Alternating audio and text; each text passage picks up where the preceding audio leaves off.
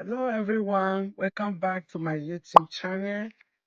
Today, we are still going to be talking about marriages, but again, we want to start from picking the right person, criteria for making the right choice. So, this is going to differ from person to person. It's not going to be a checklist of what we're looking for because we are all different. We all have different values. We're from different backgrounds. We're from different places. We just different from person to person. Even if we are siblings, we still have different personality. Definitely, we're going to be looking for something different in a mate, depending on our values.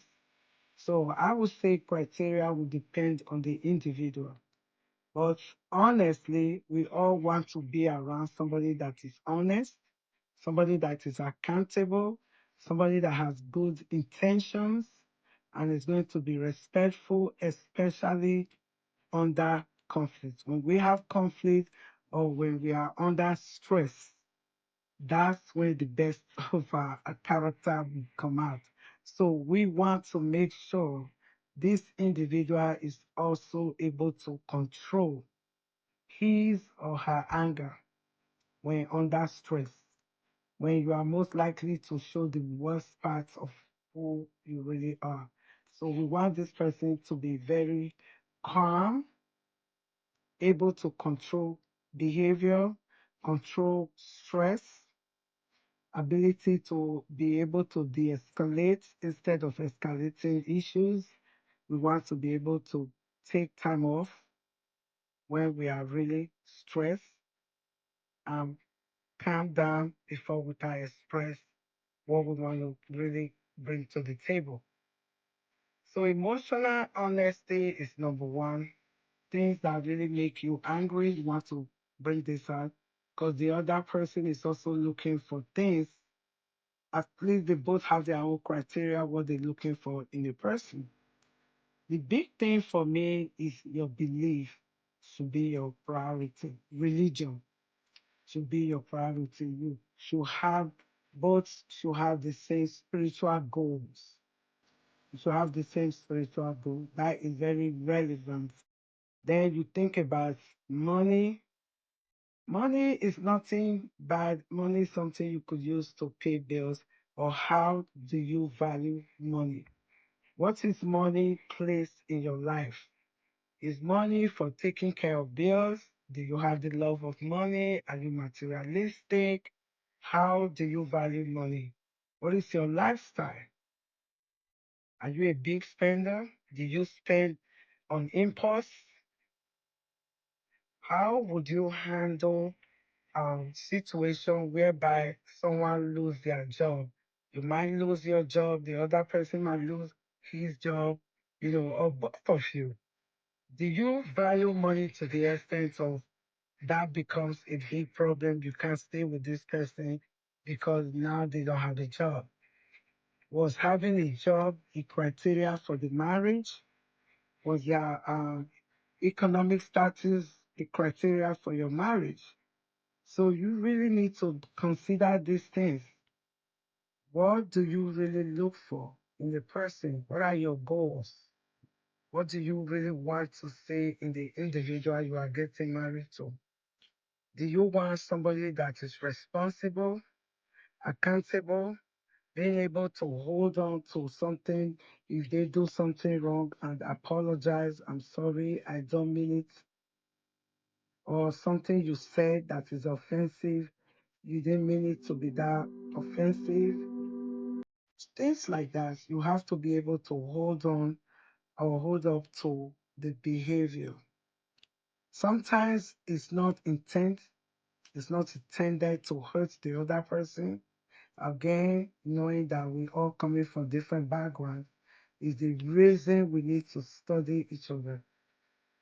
Make sure this person is honest, accountable, has good intentions towards you. You both have respect for each other. Respect you enough to say, I'm sorry, I don't mean to offend. Holding on to your wrong or with your mistakes is being a bigger person to say, I'm sorry, I don't mean it, to be offensive, to be able to apologize. So we all are looking for different things, different criteria in picking a mate. People will say, oh, I need somebody that is really tall, handsome, good looking, good smile. Is that what the marriage is all about?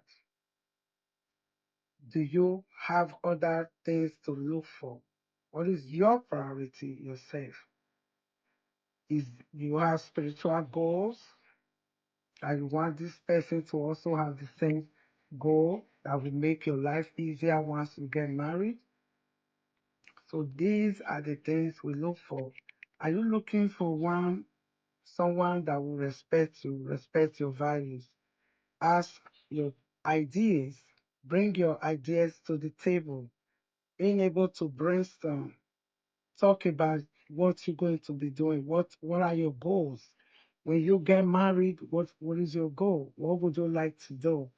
Are you the one that would like to travel? Are you the one that will put your spirituality as number one on the table? Something you both can do together? These are ways you know if it's going to work or not. This is something you need to discuss prior to the marriage, not after the marriage. Oh, I didn't know you did this, or I didn't know you like that. These are the things you talk about. Talk about starting a family. Would you like to have children? If so, how many? Or maybe that's not what your goal is. You may just get married, but you don't want to have children. Talk about it. Let the other person know. There should be no hidden agenda. Because once you get married and you bring up these things and you didn't discuss it prior to the marriage, that might start a big issue. That might become a problem. If you never talked about, I don't really want to have children when I get married, I just want to be married, this is my goal. No kids. That's very important to talk about. That is very important to talk about. Your lifestyle. What are your lifestyle? What do you like to do? Do you like to go to the movies? Apart from worship, spiritual goals, what are your recreational activities? What do you like to do? You might like something else. That's not a criteria not to get married, but it's something you like to know. If, okay, you could deal with this, you like this, I like this, or you both like the same thing. That's a plus for both of you to like the same thing. So talking about these things for choosing a mate is more important than after the marriage. Now you sit down and say, okay, now let's talk. What do you like? No, that is before. You discuss this before. Emotional honesty. Even when you're dating and somebody does something, or one of you do something that is not quite what you like, bring it to his or her attention right away. Don't think, okay, after the marriage, we could talk about this. Don't make plans to change the other person because you cannot. Most of the time, or 99.9% of the time, do not plan on changing the other person. Don't do that because it might likely not happen. If this is the way they are, this is the way they were brought up all their life to the age of planning a marriage, and you just come along and think, okay, after the wedding, I'm going to give him a list of things to change. Okay, here you go. I want you to change this A, B, C. That is not going to work. You talk about your feelings, you talk about likes, dislikes prior to the marriage, not after, not after the marriage. Like I said before, criteria for picking a mate is going to differ. There's no universal checklist. No universal checklist. Most people will look at the character of the individual, accountability, being able to share, your life goals, and be realistic. Day-to-day behavior counts a lot. Please do not think you can change this person after marriage. Have a discussion prior to your marriage, your engagement. Talk about what you like or you don't like. So this will be it for now. Please like, share, and subscribe. Please like, share, and subscribe. I'll see you later. Have a good day. Bye for now.